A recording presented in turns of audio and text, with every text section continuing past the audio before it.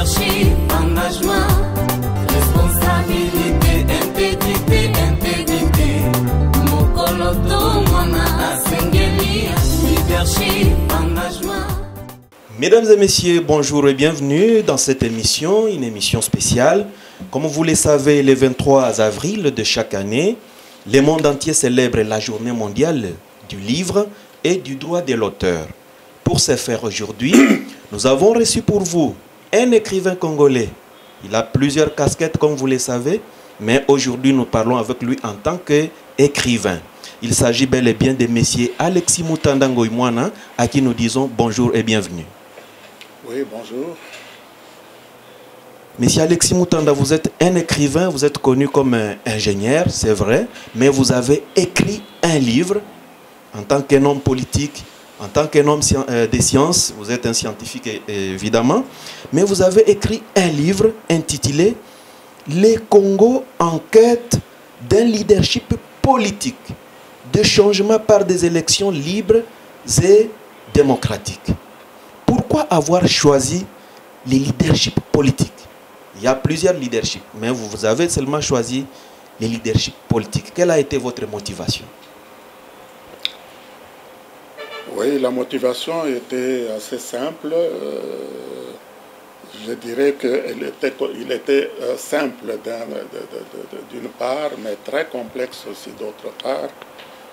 Étant donné évidemment ce que vous venez de dire tout à l'heure, c'est que le mot leadership renferme, disons, beaucoup de choses. Je crois qu'il y a des leaders dans le monde scientifique, il y a des leaders dans le monde militaire, parce qu'un général qui amène son armée à la guerre, c'est un leader, parce que c'est lui qui gère, disons, toute l'opération militaire pour arriver à son objectif qui est de remporter la victoire. Vous avez des leaders dans la famille, parce que dans une famille, vous avez un groupe de personnes, vous avez le père, la mère, les enfants, les cousins, etc. Et on parle toujours d'un leader familial parce qu'il y a toujours une personne qui doit encadrer les autres et qui doit les mener, disons, au bien-être social. Donc ça, c'est pour répondre d'abord à votre question, parce que vous dites ingénieur, mais vous savez qu'un ingénieur, quand il est sur le chantier, lorsque vous devez construire un pont, lorsque vous devez construire une ligne de transmission, une centrale hydroélectrique, eh bien, vous avez à votre disposition des ingénieurs, des géomètres, vous avez des ouvriers spécialisés, etc. Et il faut évidemment coordonner les activités de tout ce monde pour les amener évidemment à votre objectif qui est de construire une centrale hydroélectrique. Donc les ingénieurs aussi sont des leaders techniques dans leur domaine. Alors maintenant, il faut passer au mot politique. Et pourquoi leadership politique à cette époque? Je crois que pour résumer d'abord ce livre, il faut dire ceci, c'est que ce livre contient le condensé de plus ou moins une vingtaine de conférences, débats que j'ai organisés dans la période 2004, 2005, 2006 et début 2007. Et lorsque vous remontez un peu notre histoire, vous allez voir que c'est une période qui était très, très mouvementée à tous les points de vue. Parce que c'est une période qui venait immédiatement après le dialogue intercongolais qui venait d'avoir lieu en Afrique du Sud et où pratiquement, disons, tous les représentants des partis politiques avaient participé. Alors, ce dialogue, si je ne m'abuse, avait commencé en 2003 et s'est terminé une année après. Et lorsque le dialogue était terminé, eh bien, on revenait d'Afrique du Sud avec un projet de constitution qu'il fallait finaliser.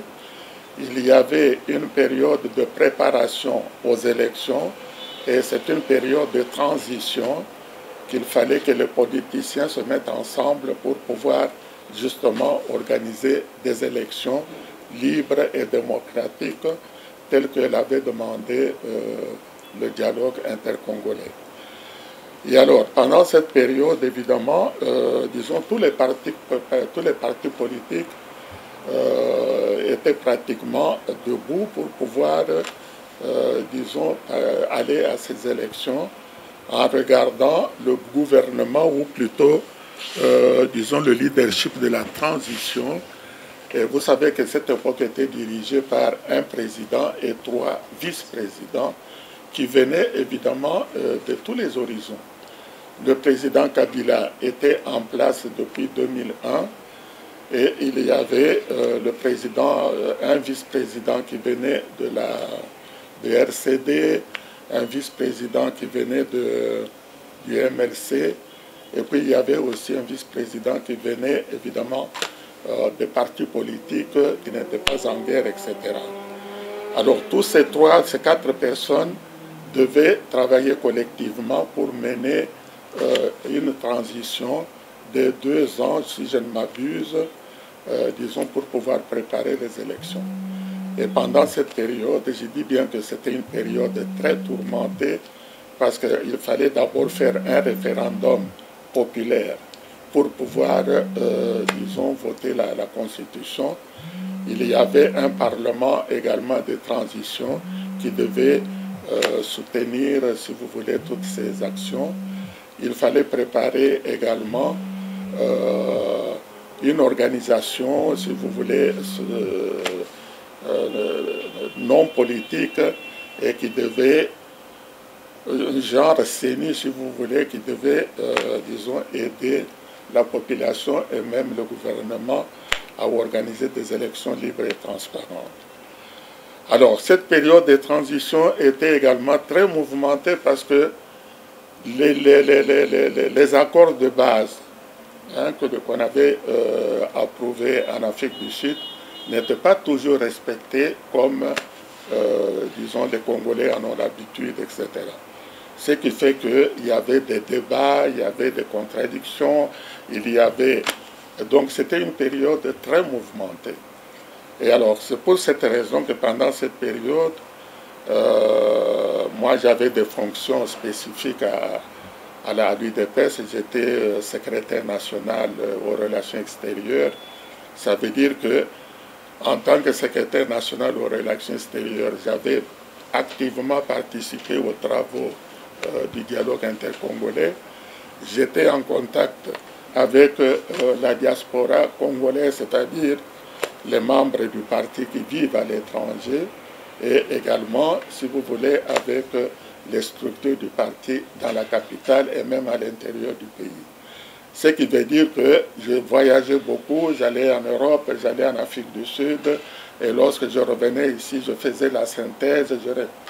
Donc il fallait communiquer un peu, si vous voulez, ce qui se passait. Ceux qui étaient en Afrique du Sud, il fallait leur amener des nouvelles de choses de la direction politique du parti. Et ceux qui étaient à l'étranger, il fallait également les informer de ce qui se passait au pays et ce qui se passait au dialogue. Ce qui veut dire que pendant cette période également, en tant que secrétaire national aux relations extérieures, c'était une période très mouvementée. Et alors, tout le monde voulait savoir évidemment qu'est-ce qui se passait réellement en Afrique du Sud, et ceux de l'Europe voulaient savoir qu'est-ce qui se passait réellement au pays. Raison pour laquelle j'étais obligé, pendant pratiquement 3 ans, c'est-à-dire 2004, 2005, 2006, disons, à répondre à toutes ces questions par des conférences débats. Et vous trouverez évidemment dans le livre que c'est une, qu'est-ce que je pourrais dire, un peu la synthèse, disons, de certaines conférences nationales type que j'ai données pendant cette période. Et ces conférences s'adressaient à qui? Il y avait d'abord les membres du parti qui étaient très intéressés à ce qui se passait. Il y avait les milieux universitaires, les étudiants qui étaient donc en tant que jeunesse. Vous verrez que dans ce livre, il y a une conférence que j'ai donnée au campus, une conférence que j'ai donnée à l'IEC, et ainsi de suite, à l'UPEN. Et puis il y avait même également les milieux religieux comme les pasteurs. Et vous trouverez également une conférence que j'ai donnée au pasteur à Maluku. Et au total, une vingtaine de conférences. Et alors ici, dans ce livre, évidemment, j'ai pris quelques conférences types que j'ai essayé de... tout juste pour donner les préoccupations de l'heure, c'est-à-dire qu'est-ce qui se passait au pays et quels sont les problèmes, quel était le bout du tunnel, comment on pouvait y arriver, par quels moyens.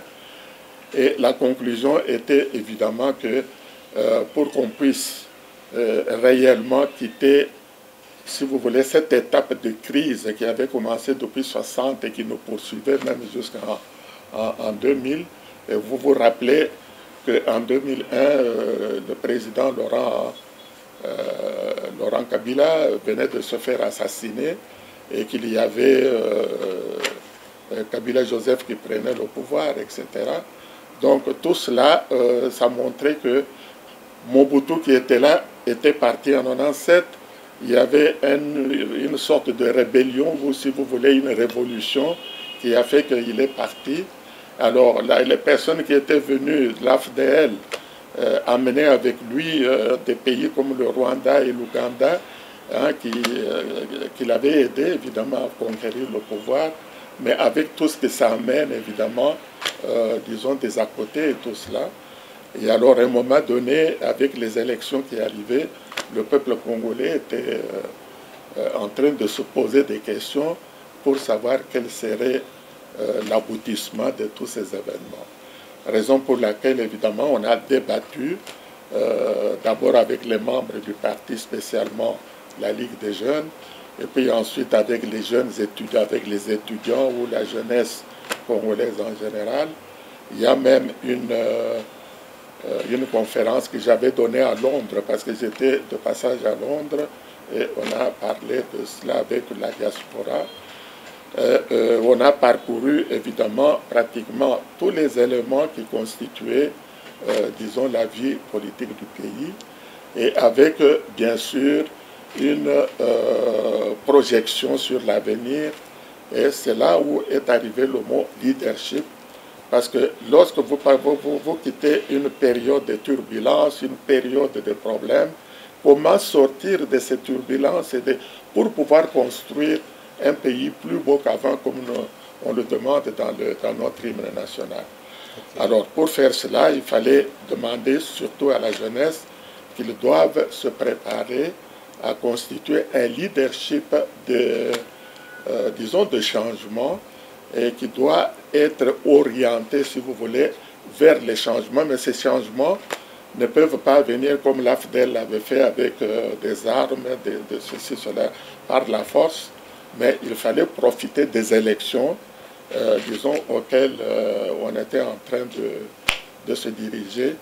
Alors ces élections libres et transparentes devaient permettre au peuple congolais d'être réellement souverain primaire et qui devait faire le choix, disons, de personnes qui devaient amener le pays vers le progrès.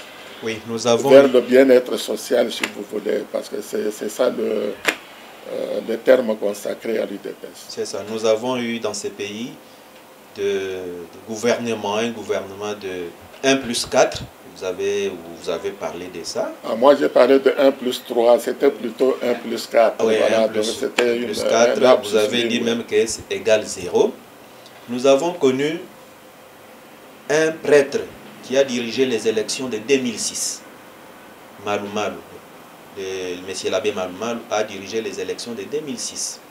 Un autre homme de Dieu, un pasteur Ngoy Mulunda, a organisé les élections. Et en 2018, c'est Corneille Nang, un autre homme d'église qui a organisé les mêmes élections. Toutes ces élections-là, quelle lecture faites-vous? Est-ce que ces élections de 2006, 2011, 2018, est-ce qu'on rencontrait ce que le peuple cherchait, selon votre lecture? C'est selon ce que tout le monde a vécu, parce que c'était des événements, évidemment, que nous avons tous vécu, et on a vu de quelle manière. Et d'ailleurs, le livre explicite justement la gestion, parce que le livre s'arrête en en 2007, c'est-à-dire avec la dernière conférence de Londres, si je ne m'abuse. Donc, c'est Maloumal qu'on a beaucoup plus connu. Eh bien, je crois que cette période, le livre s'étend beaucoup plus, si vous voulez, sur la manière dont l'abbé Maloumal avait organisé, ou plutôt avait dirigé la CENI, la Commission nationale électorale indépendante, etc. Elle n'était indépendante que de nom, et puis nationale, bien sûr.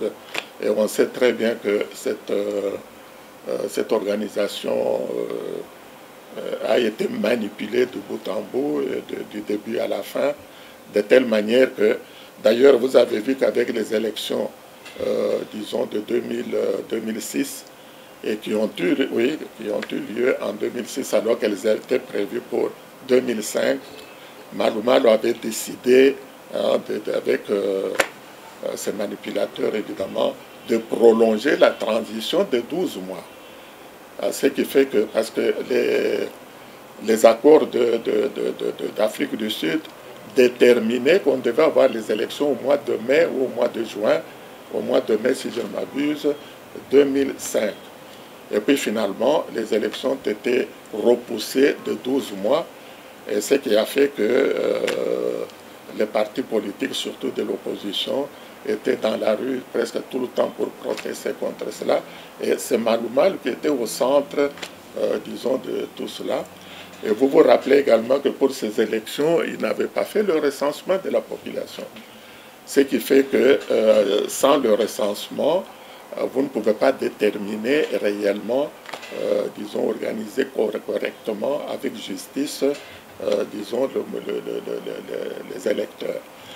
Alors, tout cela, évidemment, posait des problèmes, et c'est ça que nous avons essayé d'analyser, et puis d'arriver, évidemment, à la conclusion que nous manquons dans notre pays un véritable leadership politique de changement.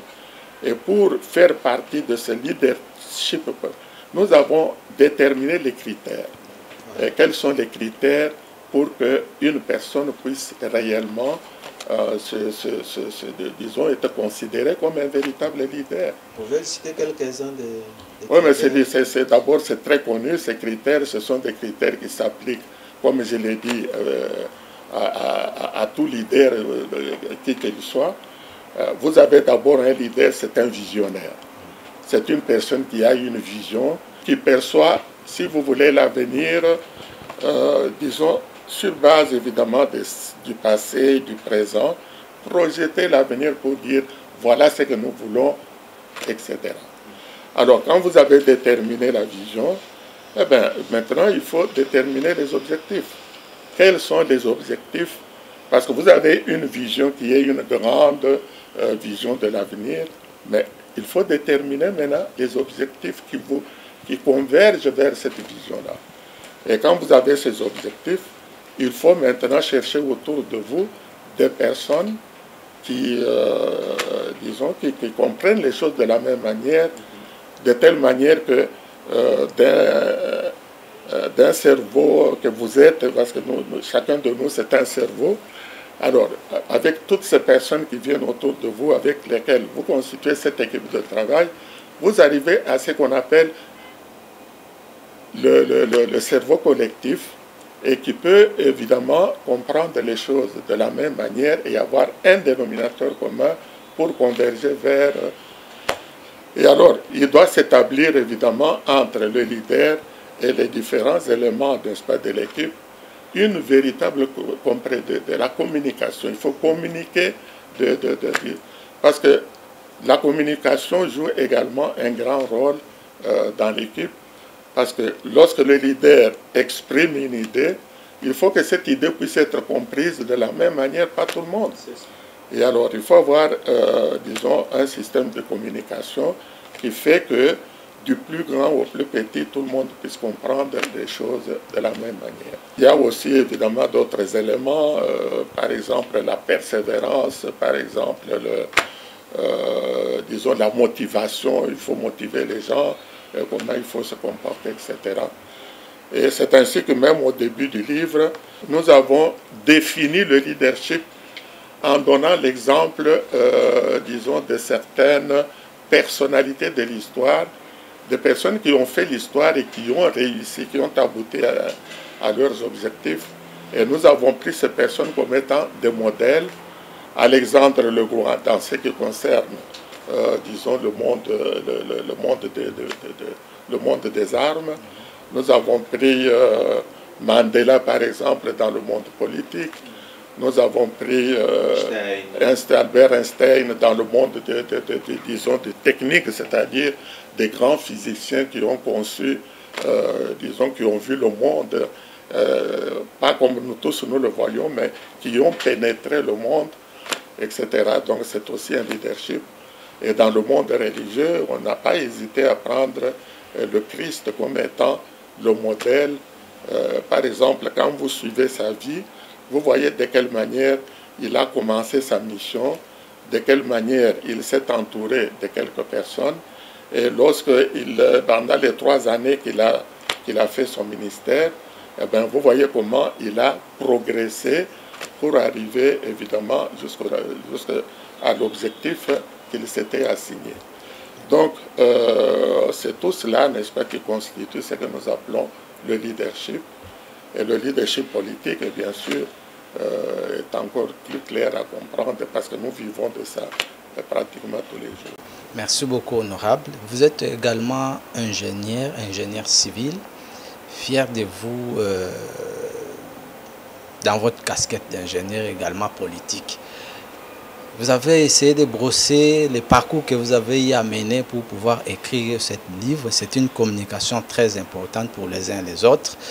Je voulais un peu comprendre, après que vous puissiez écrire sur le leadership et les élections démocratiques, dans le chef des Congolais, les 2 mots-là ne cessent de quitter la population.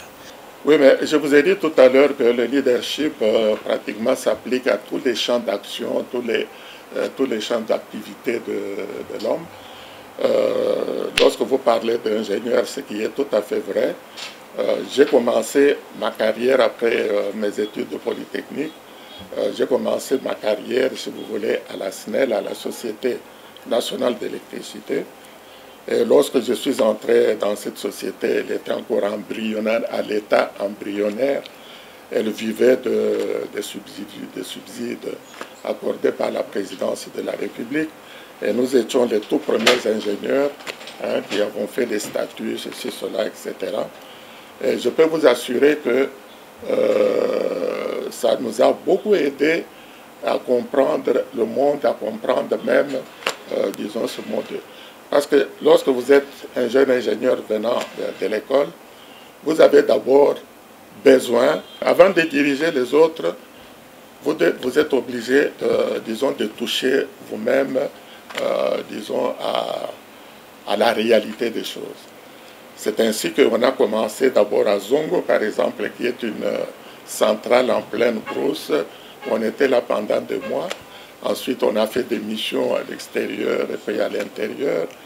Et puis ensuite, on a progressé dans la société pour devenir ce que j'étais à la fin, c'est-à-dire, disons, le directeur des équipements. Et des équipements, à l'époque, ça comprenait évidemment la construction de la centrale d'Inga 1, Inga 2, et surtout le grand projet de Inga Chaba, qui amène l'énergie électrique de la centrale d'Inga au Chaba, et sur une distance évidemment de presque 1700 km. Alors, allez un peu comprendre que cette ligne venait de Inga, passait par Kinshasa, passait par Kikwit, et de Kikwit, ça se dirigeait vers Kananga, Mweneditu, Kamina, pour arriver finalement à Kolwezi, qui était le point d'injection. 1700 km. Comment emmener les isolateurs, comment emmener les pylônes, comment débroussailler d'ailleurs pour faire... Ça demandait des avions, ça demandait des véhicules, ça demandait des équipements et du personnel pratiquement distribué. C'est ainsi qu'à un moment donné, on avait 200 Américains qui travaillaient en permanence sur ce projet, aussi bien aux États-Unis qu'à Kinshasa, et une affaire de 20 000 Congolais qui travaillaient. Alors si vous comprenez que toute cette organisation devait être organisé, administré, etc., par le directeur de Ying Achaba que j'étais à l'époque, évidemment avec le concours des Américains parce que c'était leur projet, mais moi j'étais là-dedans en tant que représentant de la SNEL pour suivre, disons, ce projet de A à Z. Et je peux vous assurer qu'à l'époque, ce projet a coûté plus de 600 millions de dollars, sans compter les intérêts. Et quand vous ajoutez les intérêts, on arrivait facilement dans les 1 milliard de dollars. Et la construction a duré combien d'années? On a commencé en 1973 et on a terminé le projet pratiquement en 1983, donc presque 10 ans après. Donc c'était des va-et-vient. Il y avait des Suédois impliqués là-dedans, des Italiens impliqués là-dedans, les Belges impliqués là-dedans, les Américains, n'en parlons pas. Alors tout ce monde, il fallait les gérer, etc., les Congolais. Et puis les finances, c'est encore un autre aspect des choses, parce qu'il y avait un consortium de banques qui s'était mis ensemble pour mettre les 600 millions de dollars, disons, sur la table. Alors ça veut dire que également il fallait gérer, disons, tout ce monde-là, sans compter bien sûr les conseillers techniques, hein, parce que vous savez, c'est un domaine qui demandait beaucoup de spécialisation. Et alors, il y en a qui étaient spécialisés dans la conversion du courant alternatif en courant continu, d'autres dans la construction de la pose, si vous voulez, des pylônes, et il y en avait qui étaient spécialisés dans les électroniques, etc. Donc ça veut dire qu'il fallait mettre un peu tout ce monde ensemble, et on avait besoin de bureaux de conseil, aussi bien de conseils techniques, conseil juridique et aussi le conseil fiscal, parce que les banques voulaient savoir si leur argent qu'ils mettaient à notre disposition était géré avec compétence et tout cela. Donc c'était des années. Alors vous comprenez que lorsque vous avez terminé de faire toutes ces choses-là, il vous arrive quand même d'avoir une vaste expérience de la gestion de l'homme, de la gestion des choses et de la gestion même du temps.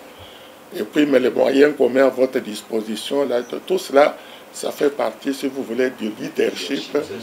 Et c'est ça même qu'on appelle le leadership, c'est-à-dire tous ces éléments mis ensemble, vous coordonnez, vous harmonisez de telle manière disons qu'on atteigne l'objectif qui était. Et en 1983, nous avons inauguré cette ligne. On a déclenché la machine à Yinga et on a regardé si le courant arrivait à Kolwezi. Et on a vu que le courant arrivait à Kolwezi. C'est trop riche. C'est ainsi que pour inaugurer évidemment la fin de ce truc, il y a des photos. Oui. Le président Mobutu s'était déplacé. Il y avait Mbula Mandungu, était gouverneur du Katanga, il était à Kolwezi. Il y avait pratiquement tout le gouvernement, sans compter évidemment que tous les staffs de la société étaient sur place pour pouvoir fêter évidemment l'arrivée du courant. Et c'était une journée évidemment de victoire. Parce que, alors vous comprenez que lorsque vous avez accumulé toutes ces expériences, etc., ça vous transforme, vous devenez une autre personne. Et puis travailler avec des Américains, ce n'est pas un jeu d'enfant. Parce que ces gens, ils vous apprécient sur base de la méritocratie. C'est-à-dire que vous êtes capable de faire, vous respectez les contrats, vous respectez les lignes, disons les règlements qui sont construits, hein, de telle manière que il m'arrivait parfois de ne pas être content de tel ou tel Américain. Je demandais ce monsieur, doit quitter le pays parce qu'il ne respecte pas ceci, cela. Alors les chefs se concertaient et puis ils disaient, bon, très bien, vous avez raison. Et une semaine après, le bonhomme prenait son avion pour rentrer. C'est trop riche, honorable. Moi, je suis trop fier de vous. Je sens que la matière ne fait que couler. Mais il y a des ingénieurs qui nous regardent dans ce net moment. Ils peuvent dire, mais pourquoi un jour l'honorable ne peut pas penser mettre aussi un ouvrage sur l'ingénierie, sur cette historique? Je ne sais pas si ça existe aussi une documentation à la SNEL. Mais sinon, l'idée peut aussi être là un jour de pouvoir mettre en place un ouvrage sur cette histoire que vous avez eu à épingler. Bien sûr, vous savez, un projet comme celui-là, il y a des archives. D'abord, c'était CIS, c'est-à-dire les constructeurs Inga Chaba, qui était l'entrepreneur principal. Et c'est à eux que le président, ou plutôt le pays, avait confié la réalisation du projet. Alors, il y avait la SNEL qui jouait le rôle, évidemment, de maître de l'ouvrage. Parce que c'est la SNEL qui devait, qui était le propriétaire, qui représentait, si vous voulez, le gouvernement dans cette histoire. On a travaillé très conjointement avec le ministère, avec la Banque centrale. Parce que la Banque centrale congolaise devait également contribuer d'une manière ou d'une autre dans tout ce que nous faisions, sans parler évidemment du ministère des Finances. Parce que chaque fois qu'il y avait une rallonge, donc à un moment donné, on se rend compte que les fonds qu'on avait demandés n'étaient pas suffisants, il fallait une rallonge.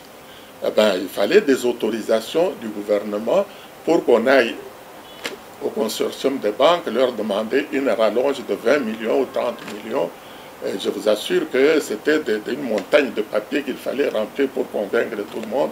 Et quand vous arrivez à la Citibank à New York, ils vous disent justifier d'abord ce que... Alors, comme on avait quand même, disons, des conseillers fiscaux et tout, eh bien, tout le monde exhibait les documents et puis disent, ok, vous avez raison, on peut vous donner. C'est comme ça qu'au lieu de terminer, au départ, le projet était prévu pour être, disons, exécuté en 3 ans. Et on a mis 10 ans.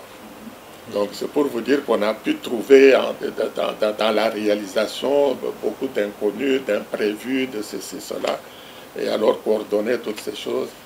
Et je peux vous assurer qu'à cette époque-là, ceux qui étaient à Kinshasa, ils ont vu pratiquement la ville de Kinshasa encombrée de véhicules, de tracteurs, de ceci. On avait même des hélicoptères, on prenait l'hélicoptère d'ici, on survolait la ligne, on allait à Yinga, Kolwezi, Kananga, on passait la nuit en pleine brousse, etc. Mais c'était une période excitante. Et combien d'ingénieurs étaient là-dedans? Eh bien, pendant que j'étais responsable du projet, j'avais demandé à la SNEL, disons, de mettre à ma disposition une dizaine d'ingénieurs qui devaient quand même, disons, pendant l'exploitation, s'occuper de l'exploitation. Alors, quand ces ingénieurs sont arrivés, eh bien, on les a envoyés aux États-Unis pour faire un stage. Ils ont fait presque une année. Ils devaient d'abord apprendre l'anglais et puis ensuite se familiariser avec le projet et puis revenir ici, contribuer, si vous voulez, à la construction de manière que lorsque la ligne est entrée en exploitation, ces jeunes gens étaient là pour aider. Merci beaucoup pour cet historique. Nous avons compris également que pour faire ces choses-là, il faut être un leader. Maintenant, la question qui me hante l'esprit, c'est celle de savoir. Quand on nomme quelqu'un au gouvernement, que ce soit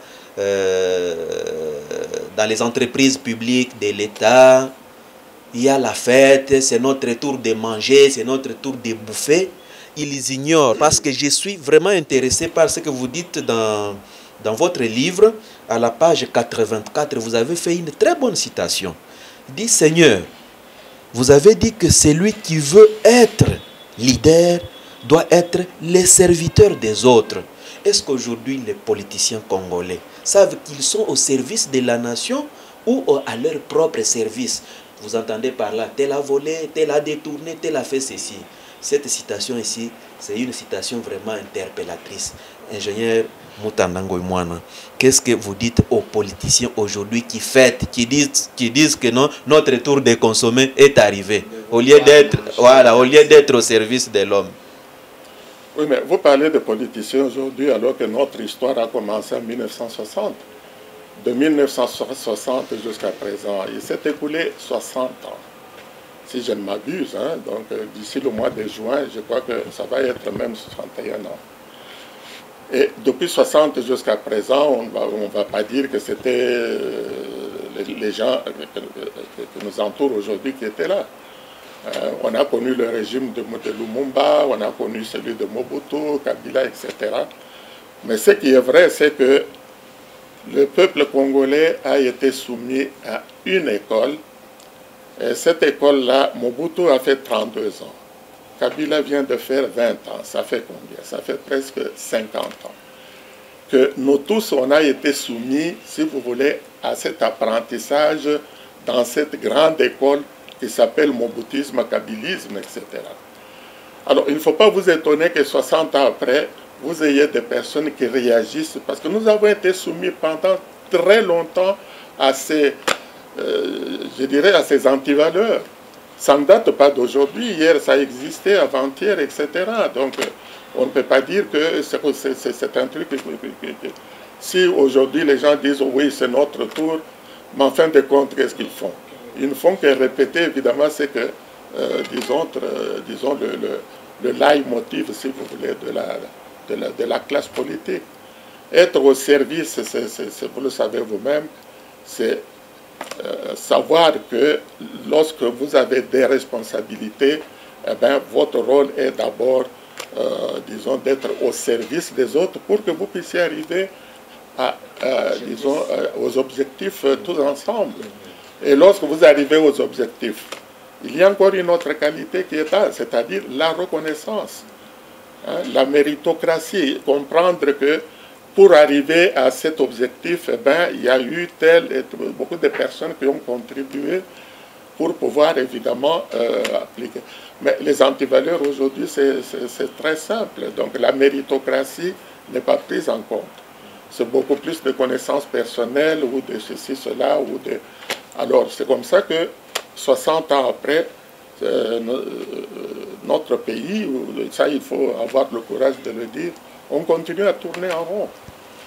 On a formé une union sacrée pour pouvoir travailler ensemble et avancer. On a formé un gouvernement et la première chose qu'on voit, c'est, disons, une rébellion contre ce à quoi l'objectif auquel on voulait aboutir. Tout simplement parce que mais un gouvernement ne peut pas quand même, disons, contenir combien 600 personnes. Ça n'existe pas. Nous ne pouvons pas terminer cette émission sans toutefois parler des élections. Nous avons décrié les élections de 2006, 2011, 2018. Maintenant que la CENI sera mise en place, vous personnellement, les Congolais qui vous suivent, quel type d'homme voulez-vous voir à la tête de la CENI d'aujourd'hui? Parce que il y a une classe qui dit il faut que la CENI ne soit pas politisée, qu'il n'y ait pas de couleur politique là-dedans, qu'il y ait seulement des gens qui viennent de la société civile. D'autres personnes disent non, il faut qu'il y ait des représentants des partis politiques. Votre lecture? Mais ma lecture est très simple. La CENI, ça veut dire quoi? Quel est le sens même de la CENI? C'est la Commission nationale électorale indépendante. Alors, si vous mettez un peu l'accent sur indépendant, mais vous avez résolu vous avez la réponse à votre question.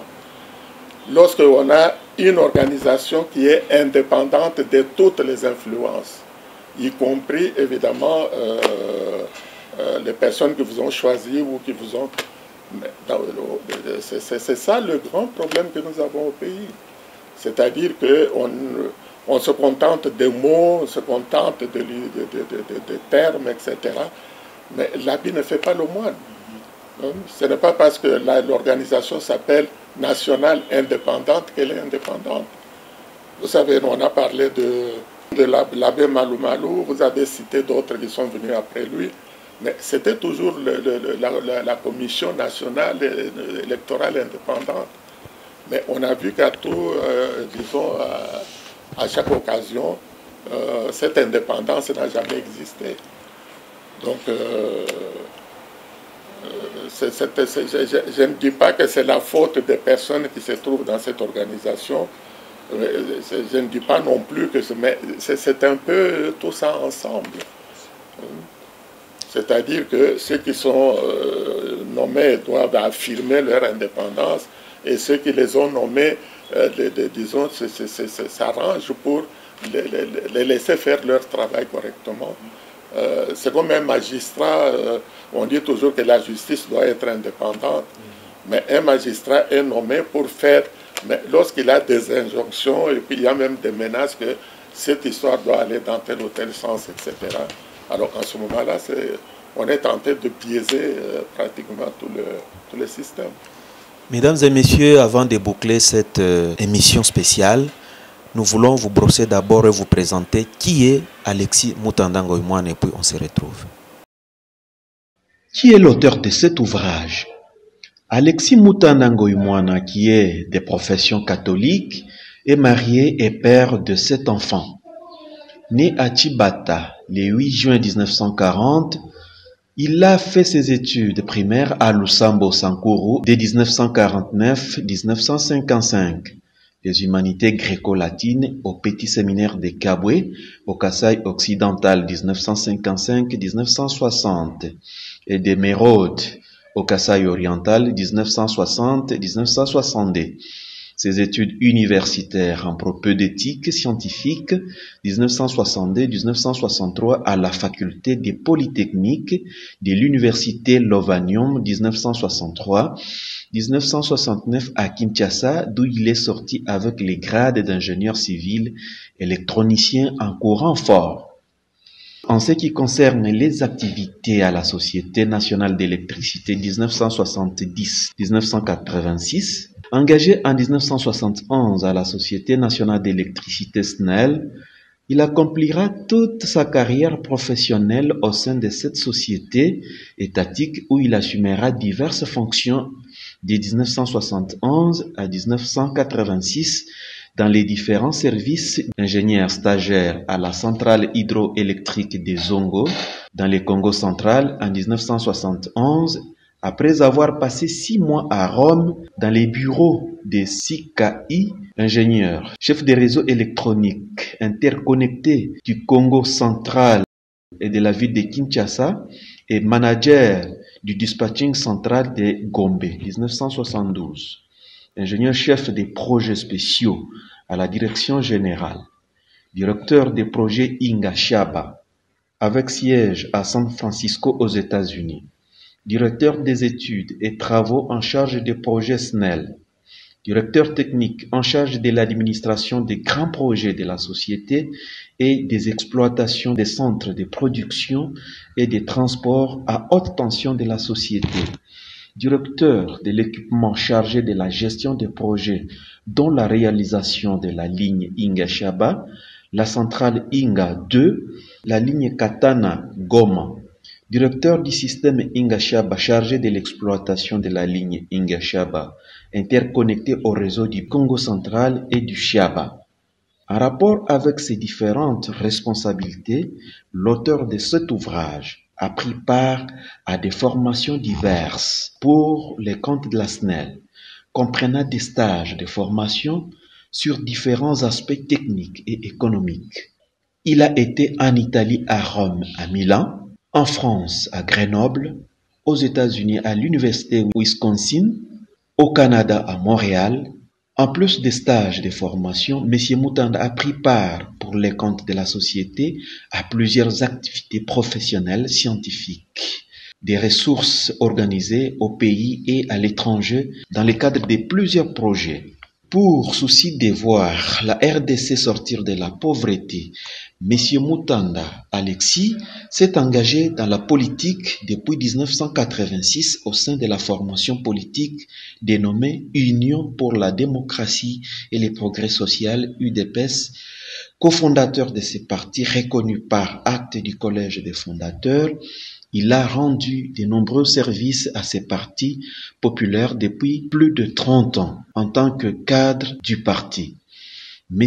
Alexis Mutanda Ngoïmoine occupera aussi plusieurs fonctions, dont celle des membres du comité national, des secrétaires national aux relations extérieures de 1997 à 2003 et à l'organisation des fédérations de l'extérieur de 2003 à 2008, période concentrée par le présent ouvrage. Il cumulera ses fonctions avec celles de président de la commission des ressources chargée de gérer les ressources du parti. En 1992, il fait partie du cabinet du Premier ministre Étienne Tshisekedi, élu à la Conférence nationale souveraine en qualité de conseiller principal aux infrastructures pendant les 3 mois de son gouvernement. Pour ses nombreux mérites, il lui sera confié la charge de secrétaire général de l'UDPS, charge qu'il assumera de novembre 2008 à janvier 2011, année où il se verra confier la présidence de la commission électorale permanente du parti CEP et des coordinateurs des activités du bureau central de campagne de l'UDPS en RDC pendant les élections présidentielles et législatives de 2011. À l'issue de ces élections, M. Alexis Mutanda Ngoimwana sera élu député national dans la circonscription électorale de Mbuji-Mayi. Malgré l'hostilité du pouvoir en place à l'égard de l'UDPS, cette dernière fera voter massivement son candidat à la présidence. M. Étienne Tshisekedi enverra au Parlement 42 députés, constituant ainsi la deuxième force politique du pays à l'Assemblée nationale. M. Mutanda Ngoimwana Alexis est auteur de plusieurs rapports d'activité de chaque fonction qu'il a occupée au sein de l'UDPS. Pour ce qui concerne ses activités professionnelles actuelles, sur le plan professionnel, M. Alexis Mutanda est fondateur et président-directeur général des entreprises de presse comprenant un quotidien, une chaîne de télévision, une station de radio, sans compter l'agro-industriel et l'immobilier. Éditeur, directeur général du journal La Tempête des Tropiques depuis 1991, président-directeur général de l'entreprise Canal Numérique Télévision CNTV, en sigle, émettant à Kinshasa et dans les environs depuis avril 2006. Président-directeur général de l'entreprise Trinitas FM Radio depuis 2010. Président de la Fondation Alexis Mutanda FAM depuis 2001. En ce qui concerne les prix et actes de reconnaissance, ses activités professionnelles ont valu à l'auteur plusieurs prix et actes de reconnaissance. La liste n'est pas exhaustive. Merci beaucoup. Nous sommes arrivés pratiquement à la fin de cette émission. Nous sommes en train de chuter. Avez-vous une petite question à poser? Une petite question, M. Ibn Kidindi, par rapport à ce que l'honorable a brossé tout à l'heure sur l'indépendance, surtout à la CENI. Quand vous avez écrit votre livre, vous avez beaucoup plus prôné sur le leadership et les élections démocratiques. Il a posé la question de savoir si quel type d'homme nous pouvons avoir à la CENI. Mais l'homme congolais de 1960 à aujourd'hui, on dit qu'il n'a pas changé. Espérez-vous, dans ce que vous avez énuméré dans le livre, espoir, il y en a qu'un jour, l'homme congolais changera? On n'est pas figé, on n'est pas figé. C'est pour cette raison d'ailleurs que nous avons beaucoup insisté également dans le livre sur le rôle du souverain primaire qui est le peuple. Parce que le peuple, tout le monde dit le peuple d'abord, le peuple est souverain, ceci, cela. Mais à un moment donné, il faut que ce peuple puisse réellement jouer son rôle de contrôle. Parce que quel est le rôle du peuple, disons, du souverain primaire dans les élections? Première étape, le souverain primaire donne des mandats aux gens auxquels il fait confiance.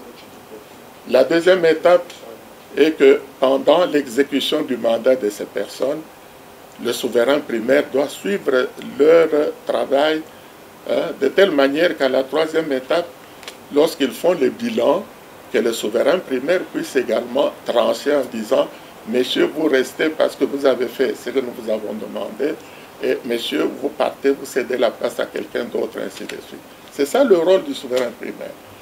Alors c'est aussi longtemps que ce souverain primaire n'a pas encore très bien compris son rôle, eh bien ça va être difficile, on va continuer, parce qu'il va être manipulable. Il va être, disons, à la disposition de n'importe qui.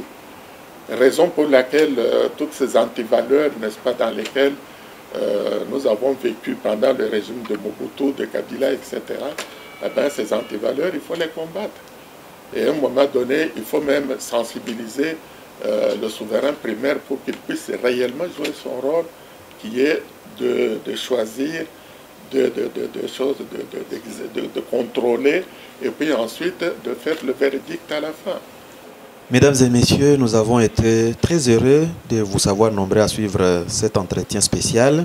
Nous recevions pour vous, monsieur Alexis Mutandango Imouane, qui est un écrivain congolais.